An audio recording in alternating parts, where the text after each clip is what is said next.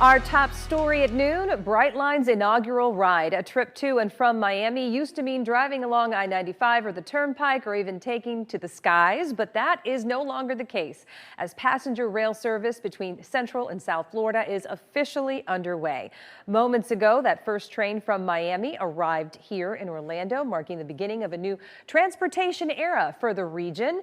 And there's a lot of excitement happening. We have live team coverage of today's festivities. WESH 2's Bob Hazen has been at OIA all morning long, but we begin with WESH 2 First Warning traffic expert Megan Mackey. And Megan, you made the trip from Miami to Orlando this morning. Yeah, that's right, Nancy. It was smooth, it was comfortable, it was really everything we were expecting it to be. It took us just under 3 hours to get here to Orlando. The train I was riding is now parked on those tracks here at the Brightline station in Orlando, in the City Beautiful. The CEO of Brightline, as well as the Miami-Dade mayor, sent us off this morning on this historic day. I'm your Miami-Dade County Mayor, Daniela Levine Cava, inviting you all to hop all aboard Brightline's first train departing Miami for Orlando. All aboard! A bright and early start on Friday in Miami to ride the first Brightline train headed towards Orlando. Well, we're obviously very excited. This is a day that's been in the making for about 10 years, and it's all come to fruition. And we're on this first train that we left Miami, as you said, a little while ago. CEO of Brightline, Mike Reininger, and Miami-Dade County Mayor Daniela Levine Cava welcoming the first guests to take the inaugural ride. A light at the end of the tunnel after years of work to get to the City Beautiful. Why did you choose Orlando as a station?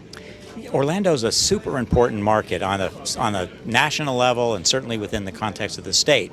And so obviously when you're trying to make a business, you want to connect these two important markets of South Florida and Central Florida together. Millions of people live in both markets. They're both powerhouses in and of themselves. The total travel time from Miami to Orlando, just under 3 hours. The train equipped with seats, Wi-Fi, charging ports, and refreshments for a comfortable experience.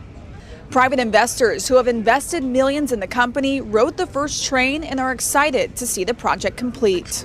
I think what Brightline has done here has laid the blueprint for how high-speed rail can be built in America with private dollars versus government funding. It's much more efficient, and it gets done a lot quicker. In terms of what's next, Brightline says there are more train stops in the works. We're certainly hard at work at extending from Orlando to Tampa, but we're also looking at some new stations between Orlando and Miami. We're looking in the Treasure Coast, and we're looking in Brevard County as next places, so that you'll soon see a Brightline train coming to your neighborhood as well.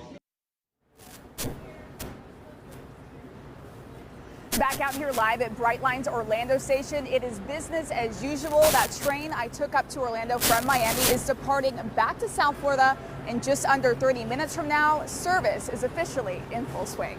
Reporting live in Orlando, Megan Mackey, WESH 2 News. Orlando is the only station connected to an airport, and this will have a major impact on travel and the economy. WESH 2's Bob Hazen continues our team coverage this afternoon from Brightline's new station at Orlando International Airport. Bob. Yeah, Nancy, it's probably been the busiest Terminal C seen pretty much any time since it's been open. And I can tell you a lot of the people on that first train out this morning were self-described train buffs, and they're hoping this is just the beginning of the line for rail systems in Central Florida. For the first time ever, a train pulled up to the airport to pick up people for a trip to South Florida. Passengers excited to get on the Brightline cars and be a part of history. It's a new service. It's something exciting and new. About 170 people were on board the first train when it left at 6:44 a.m., a couple of minutes behind schedule. Some just curious or looking to make a day trip, but many of them big fans of trains. I'm a train buff, and I think it'll be good for the area once it catches on. You know, it's not going to be for everybody, but hopefully there's enough people that it's really successful. I'm a train person, I've got to say that.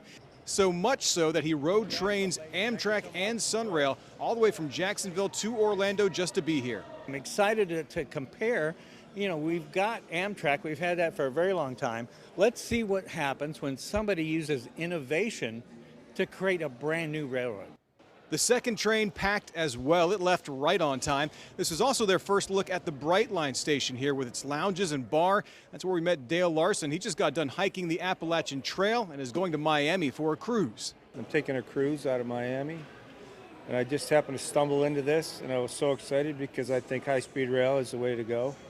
And these guys are cutting edge, and they're making it happen. So I'm happy to be on the maiden voyage.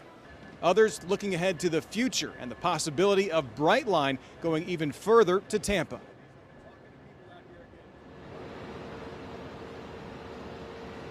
And for now, they're planning for 6 departures out of Orlando every day, but Brightline hopes to get that up to 16 eventually.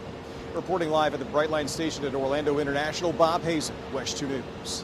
All right, let's take a look back at how we got to this day. The Brightline train system first started in South Florida in 2018 with service between West Palm Beach, Fort Lauderdale, and Miami. Then about a year later, the project broke ground in Central Florida. Construction on the rail line in Brevard County started in March of 21. Brightline then started testing trains in Brevard County about a year later. And of course, today was Brightline's inaugural ride here in Central Florida. And take a look at this map. Brightline service will connect Orlando with existing stations in Miami, Aventura, Fort Lauderdale, Boca Raton, and West Palm Beach. But there is also talk of expanding in Tampa.